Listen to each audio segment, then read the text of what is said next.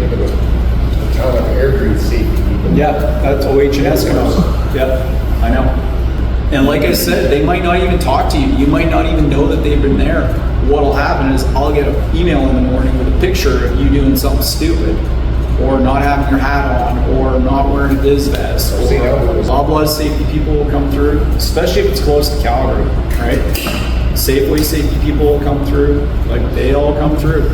And you guys might not even know it, but I'll find out. The other thing with the refrigeration guys is often the refrigeration guys are not under the GC's contract.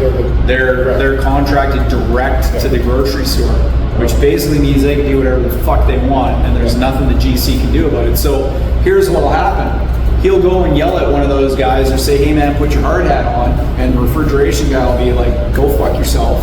And then he's in a bad mood and he comes wandering by and there you are without your hard hat on. Well, guess how that's going to go down? Right?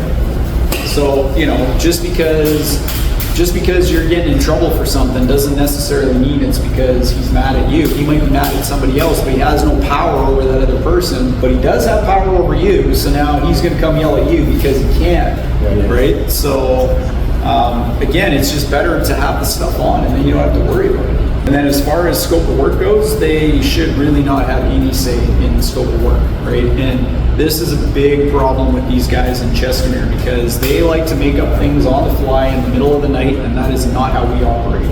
We've already got a plan in place. We already know what we're supposed to be doing for that night. We don't have the materials available to shift gears and go do other things, and we're not figuring it out at 2 a.m., right? Like, there's nothing that we're doing that's an emergency, right? It's a grocery store.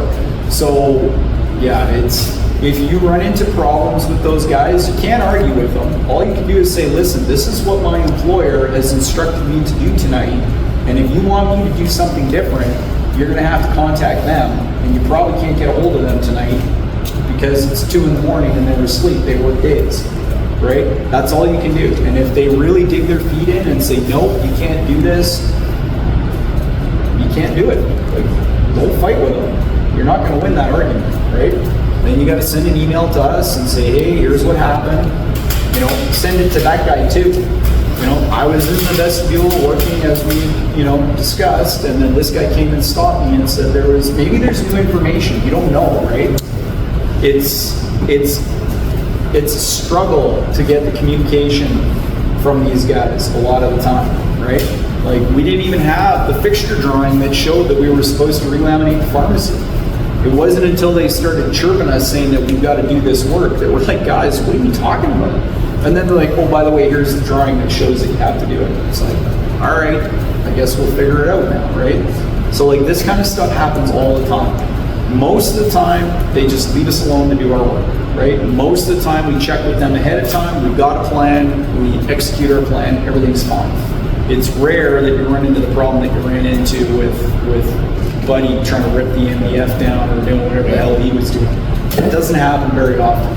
These guys are a special case. Let's just put it that way. Yeah. Most of the time, they assume that we know what we're doing, and they leave us to do our jobs, right? And you guys are usually like, when you first come to the job site, Cameron's normally communicated with the general contractor, whoever's there at nighttime, supervising, and said, hey, you guys are coming, this is where we think we'd like to start, are you guys good with that? What's your priority list?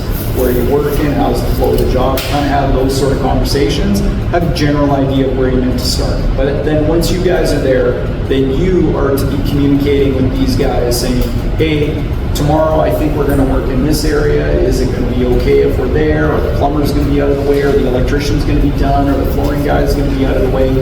Right? If the answer to that is all yes, then, you know, in your email, you know, worked on vestibule tonight, moving on to section 5 and section 6 tomorrow night.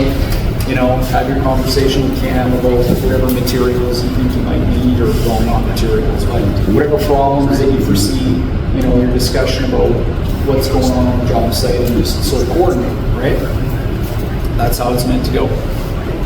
So, Okay, so vehicles. We've had some complaints. Just Not the only one, don't worry.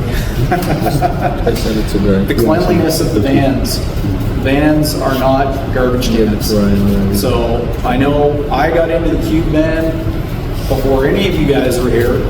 Probably, I'm gonna say 2-3 months after the van was brand new. And I found a full go cup of coffee stuffed behind the back seat. And who knows how long it had been there for. It was pretty friggin' disgusting. And there was water bottles, and there was McDonald's wrappers, and bags, and shit everywhere. The vans are not a dumpster. So please be courteous to whoever is going to be using the van next. Don't assume it's going to be you. When you come back on your shift cycle, when you get here, take 10 minutes, empty all the garbage out of the van, pitch it in the dumpster. Okay? Also, if you're coming back in the van, you should take any materials that are pertinent to your job out of the van. Because if for some reason that van leaves on Sunday night and you guys aren't leaving until Monday night, and your floral panels are in there, and you actually need them, well, your floral panels are gone someplace else, right? So any job site specific materials probably need to get unloaded from the van. We'll try and communicate that to you guys. Obviously, if you've got 50 sheets of laminate in there and a bunch of backer and whatever, we're not going to get you to unload that if we don't know for sure that we're going to need to take the vehicle and give it to somebody else. But generally, you know, you're done the vision center now, right? So now is the time to pull all of this stuff out of the van. We're done the floral walls, so now is the time to pull all of that stuff out of the van. Unfortunately, Dom's not here today, but that's something we're going to have to discuss with him, where you guys should leave all of this stuff, because we're going to have a spot, and then it will become the responsibility of whoever's working here during the day to file it away wherever it's supposed to go. But yeah, definitely get out of the habit of carrying things that are not pertinent to the job you're working on. Caulking.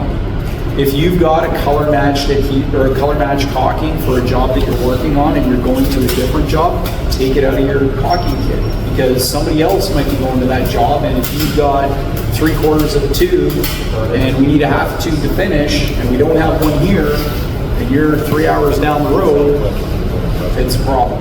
Basically, assume that you're going to use the same van that you had before, unless we tell you otherwise, right? So if you've been driving that van, then we're going to try and keep you in that van because it's easier, right? Yeah. Your tools are on it, everything's in there. But, you know, oftentimes we, like even if Cam sends the schedule out on a Friday, like we could get a phone call at Friday afternoon at like 4:30, and it's like, who knows what. The usual bullshit happens, and now it's like, oh fuck, we got to use that van to send some guys over here because it's got 3 seats, and then we're going to have to pull one of the guys from the Walmart, and we're going to have to send them with these other guys, and the Walmart guys are only going to have 2 guys, so now they need another van, and that's how it goes, right? So, you know, I guess what I would say is unload the things that are mission critical, right? As long as it's not too much, and we try and coordinate. If you want, put it in the group chat. We've got the WhatsApp group chat for a reason. Hey guys, are we going to be able to be in our van this week? Like, do I need to unload my van? Ask the question. We'll give you an answer, right? It's difficult to remember all the time, every single detail to tell you guys, right? So, doesn't mean we're not trying, but nobody's perfect, right? Also, as far as maintenance for the vans go, each one of the vans will tell you how long until its next service, right? So you can go into the dash and you can go into the service schedule and it'll tell you. You guys should be checking at the beginning of every one of your shift cycles. So basically every 2 weeks, right? So when you jump in the van, well actually you should check at the end of your shift cycle would be better, because then we might be able to do something with it. Because if it says 300 kilometers till the next service and you've got to go to Edmonton, well, it's going to need a service by the time you're in Edmonton, right? Yeah, so then maybe we look at either getting the vehicle serviced in Edmonton at the Mercedes dealership there, or we have to keep it here and give you a different van so that we can get that one serviced. But much more preferable is we find out when there's 2,000 kilometers to go, because right now Mercedes is booking out like 2.5 to 3 weeks for our next service, right? So if you tell me today this thing needs an oil change, it's 3 weeks before I can get the vehicle serviced, sometimes longer, right? So if that's the case, I'm already down one van. If I'm down 2 vans, now we got a real problem, right? So best to check and report when it starts getting into that 3,000 kilometer, 2,000 kilometer range. It's like, okay guys, we're gonna need a service here pretty quick. 2,000 kilometers doesn't last very long for us. Like that's 2 weeks driving sometimes, not even, right? Sometimes not even. Yeah, exactly. So, you know, DEF, obviously you guys have put DEF in the vehicle, so you know what's going on there, right? Because you had an empty can of it, so I assume you guys put it in. Diesel additive. Yeah. So we normally have DEF here. Again, you can check in the vehicle. It's got like a fuel gauge. It's got a DEF gauge, and it'll tell you if you're getting low, right? I would prefer to not add DEF in until the vehicle tells you to add it. But if you look and you're like, geez, I'm nearly out of DEF, just grab one of the jugs that we have here and just take it with you. That way you don't have to worry about buying it if the gas station's closed at night or whatever, right? Or they don't have it for whatever reason. Because if you run too long with a DEF, the vehicle will get to the point where it'll tell you 10 starts until it won't start anymore. And it will literally get to the point where it just won't go. So you don't want to leave that for too long.